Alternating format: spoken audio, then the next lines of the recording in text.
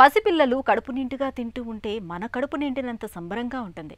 కానీ తాగిన పాలు తాగినట్టే, తిన్న ఉగ్గు తిన్నట్టే బయటకు వచ్చేస్తూ ఉంటే, భళ్ళున వాంతి చేసుకుంటూ ఉంటే ఎవరికైనా కడుపు తరుక్కుపోతుంది. నిజానికి పిల్లల్లో వాంతులకు చాలాసార్లు భయపడాల్సినంత సమస్యలేవి ఉండకపోవచ్చు.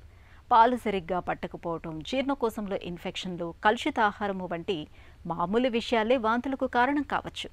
కానీ అరుదుగానే అయినా పిల్లల్లో వాంతులు తీవ్రమైన సమస్యలకు సంకేతం కావచ్చు. వీటిని సకాలంలో గుర్తించి చికిత్స చేయకపోతే బిడ్డ ప్రాణాలకే ముప్పు తలెత్తవచ్చు. ఈ నేపథ్యంలో పసిపిల్లల్లో వాంతుల్ని ఎప్పుడు పట్టించుకోవాలో, ఎప్పుడు అవసరం లేదో డాక్టర్ని అడిగి ఇప్పుడు తెలుసుకుందాం.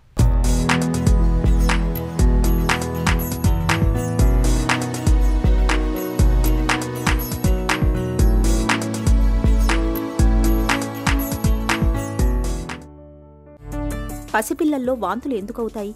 జనరల్గా చాలామంది వస్తూ ఉంటారు వాంతులని. ఫస్ట్ 1-2 మంత్స్ అయితే ఎప్పుడు పాలు తాగినా కొద్దో గొప్ప చేస్తూ ఉంటారు. అది పెద్ద పట్టించుకోవాల్సిన విషయం కాదండి. మనం పట్టించుకోవాల్సింది ఏంటంటే ఆ టైంలో వెయిట్ పెరుగుతుందా లేదా అనేది చూసుకోవాలి. ఆ ఏజ్లో ఎందుకు అవుతాయంటే ఇక్కడ వాల్వ్ ఉంటుంది, స్టమక్కి ఫుడ్ పైప్కి మధ్యలో వాల్వ్ ఉంటుంది. ఆ వాల్వ్ మిగతా మసిల్స్ లాగానే అది కూడా కొంచెం వీక్ ఉంటుంది. సో న్యాచురల్లీ బిడ్డ బాగా కాలు తన్నుకున్నప్పుడు కానివ్వండి, లేకపోతే ఫుల్ స్టమక్ ఉన్నప్పుడు కానివ్వండి, వాడు కొంచెం కాళ్ళు అటు ఇటు చేసినా అది వామిటింగ్ లాగా, దాని రీగర్జిటేషన్ అంటాము. సో నోటి ద్వారా వస్తుంది, అది తీస్తాడు. సో దాంట్లో కొంచెం క్వాంటిటీ తీసినంత వరకు మనకేం ప్రాబ్లం లేదు. మనం నెల నెల ఎంతెంత వెయిట్ పెరుగుతున్నాడు అంత పెరుగుతున్నాడు అనుకోండి, సో ఎన్ని వామిటింగ్స్ అయినా కానీ మనకి ప్రాబ్లం లేదు. సో ఇంకా ఏజ్ పెరుగుతూ ఉంటే ఏంటంటే కామన్గా వామిటింగ్స్ అయ్యేది ఏదైనా ఇన్ఫెక్షన్స్ అయితే అవుతాయండి. సో మనకు రెగ్యులర్గా చూసేవి ఏంటంటే గ్యాస్ట్రోఎంటరైటిస్ అంటే వేర్ యూ హ్యావ్ వామిటింగ్స్, తర్వాత లూజ్ మోషన్స్ ఉంటాయి. సో ఫస్ట్ ఇట్లాగే వామిటింగ్స్తో స్టార్ట్ అవుతుంది. ఫస్ట్ 1-2 డేస్ వామిటింగ్స్ అవుతాయి, తర్వాత అది లూజ్ మోషన్స్ కింద మారుతుంది. సో ఇలాంటివి ఇంకా దీని ప్రాబ్లమ్స్ వేరే ఉంటాయి. మెయిన్లీ బికాజ్ అన్ని నోట్లో పెట్టుకోవడం కానివ్వండి, లేకపోతే కలుషితమైన ఆహారం కానీ, కలుషితమైన నీరు తాగడం వల్ల కానీ వస్తూ ఉంటుంది. ఇలాంటి వాటికి ఫస్ట్ మనం ఇంపార్టెంట్గా చూసుకోవాల్సింది ఏంటంటే హైడ్రేషన్, అంటే డీహైడ్రేషన్ అవ్వకుండా చూసుకోవాలి. సో ఒక చైల్డ్ వెయిట్ని బట్టి వాడు సపోజ్ ఒక 10 కిలోస్ చైల్డ్ ఉన్నాడు అనుకోండి, ఆ చైల్డ్ సుమారుగా ఎవ్రీ వామిటింగ్కి కానీ లూజ్ మోషన్ కానీ 60-70 ml వాటర్ వాడు లాస్ అవుతూ ఉంటాడు ఆ ఎపిసోడ్లో. సో ఆ పర్టికులర్ టైంకి. సో అలాంటప్పుడు మనం దాన్ని రీప్లేస్ చేయడానికి ఆ 60-70 ml ఓఆర్ఎస్ కానీ, లేకపోతే కొబ్బరి నీళ్ళు కానీ, సబ్లిబెంజోయా కానీ ఇలాంటివి ఇచ్చి దాన్ని ఆ హైడ్రేషన్ని మనం డీహైడ్రేట్ అవ్వకుండా చూసుకోవాలి. సో ఇది అలాంటివి. ఇంకా మోర్ వరీసమ్ ఏంటంటే వామిటింగ్స్లో వామిటింగ్స్ విత్ హెడేక్తో పాటు వామిటింగ్స్ కానీ, లేకపోతే ఏదన్నా పడిన తర్వాత హైట్ నుంచి పడిన తర్వాత ఆ 24-48 hours వామిటింగ్స్ అవ్వడము, కంటిన్యూస్గా వామిటింగ్స్ అవ్వడము, ఆర్ ప్రొజెక్టైల్ వామిటింగ్స్ అంటారు. ప్రొజెక్టైల్ వామిటింగ్స్ అంటే బిడ్డకి తెలియకుండానే వామిటింగ్ చేసేస్తాడు. ఇలాంటి vomitings most of the times infective vomitings ఏంటంటే బిడ్డ చెప్తాడు నాకు వామిటింగ్ సెన్సేషన్ వామిటింగ్ వస్తుందనో చెప్తాడు. వేరేస్ వామిటింగ్ సెన్సేషన్ లేకుండా సడన్గా వామిటింగ్ చేసేది అది ప్రొజెక్టైల్ వామిటింగ్ అంటారు. ఇది యూజువల్గా ఇలాంటివి జరిగినప్పుడు మనం బ్రెయిన్లో ఏమైనా ప్రాబ్లమ్స్ ఉన్నాయా చూసుకోవాలండి. పసిపిల్లల్లో వాంతుల్ని ఎప్పుడు పట్టించుకోవాలి? కంటిన్యూస్గా వామిటింగ్స్ చేస్తున్నాడు, వామిటింగ్ చేసిన తర్వాత బిడ్డ బాగా డల్గా ఉన్నాడు, లేకపోతే వీడు వామిటింగ్స్ చేస్తున్నాడు అండ్ వెయిట్ ఎదగడం లేదు, ఇవన్నీ కూడా డేంజరస్ థింగ్స్ అండి. వెయిట్ లాస్ అవుతున్నాయి అండ్ బిడ్డ తినటం లేదు, ఆకలి లేదు, ఇలాంటి వామిటింగ్స్ కొంచెం మోర్ సీరియస్. పసిపిల్లలకు వాంతులు అవుతున్నప్పుడు తల్లిదండ్రులు ఏం చేయాలి?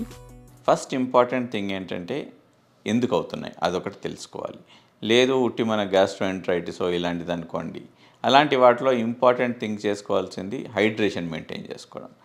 అంటే బిడ్డ డీహైడ్రేట్ కాకుండా చూసుకోవడం, ఓఆర్ఎస్ కానీ కొబ్బరి నీళ్ళు కానీ రీప్లేస్మెంట్ అయ్యేటట్టు చూసుకోవడం. సో ఇది ఫస్ట్ ఎయిడ్గా తల్లిదండ్రులు చూసుకోవడం. సపోజ్ వామిటింగ్స్తో పాటు లూజ్ మోషన్స్ అవుతున్నాయి అనుకోండి, మనకి క్లారిటీ వస్తుంది, ఇది ఇన్ఫెక్షను, దీనికి మనం హైడ్రేషన్ చూసుకోవాలి. ఉట్టి వామిటింగ్సే అవుతున్నాయి అనుకోండి, అది మోర్ డేంజరస్ థింగ్. ఎందుకంటే దీంట్లో ఏంటున్నాయి, ఇంకా బ్రెయిన్లో ఉందా మరి ప్రాబ్లము, పొట్టలో ఉందా మరి ప్రాబ్లము, ఇది ఆ క్లారిటీ మనకి కావాలి. అది ఉంటే అప్పుడు then you know how to proceed. పసిపిల్లల్లో వాంతులకు చికిత్స ఎలా ఉంటుంది? మోషన్స్ వామిటింగ్స్ ఉన్నాయనుకోండి, అది gastroenteritis. Most of the gastroenteritis viral ఇన్ఫెక్షన్సే ఉంటాయండి. వాటికంటూ స్పెసిఫిక్గా మెడిసిన్స్ ఉండవు. అవి ఒక 5-7 డేస్ ఉంటుంది లోపల బాడీలో కోర్సు. ఆ 5 to 7 డేస్ వరకు మనము బిడ్డకి డీహైడ్రేషన్ అవ్వకుండా చూసుకోవడము అండ్ ఎంత సపోర్టివ్ మెడికేషను అవి ఇచ్చి పంపించడం. అదే ఇప్పుడు ఉట్టి వామిటింగ్సే అవుతున్నాయి, లేకపోతే ప్రొజెక్టైల్ వామిటింగ్స్ అవుతున్నాయి అంటే అప్పుడు దానికి ప్రాపర్గా ఇన్వెస్టిగేట్ చేయడం. Investigations can be CT scan చేయడమా, లేకపోతే ఎండోస్కోపీ చేయడమా, ఇలాంటివన్నీ కూడా స్పెసిఫిక్ సిచ్యువేషన్ని బట్టి మనము దాన్ని. పసిపిల్లల్లో వాంతులపై తల్లిదండ్రులకు ఎలాంటి అవగాహన అవసరం? సో పేరెంట్స్ ఫస్ట్ గమనించుకోవాల్సింది ఏంటంటే, అది ఒక్కరోజు ప్రాబ్లం అయితే పర్వాలేదండి, కంటిన్యూగా అవుతున్నాయి ఆర్ బిడ్డ బాగా డ్రౌజీగా ఉంటున్నాడు, ఫీడ్ సరిగా తీసుకోవట్లేదు, డల్గా ఉంటున్నాడు అంటే దీస్ ఇండికేట్స్ దట్ ఏదైనా ప్రాబ్లం చాలా పెద్దగా ఉందని అర్థం. సో దానికి మనం నిర్లక్ష్యం చేయకుండా ఎంబడే మెడికల్ హెల్ప్ సీక్ చేయడం ఇంపార్టెంట్.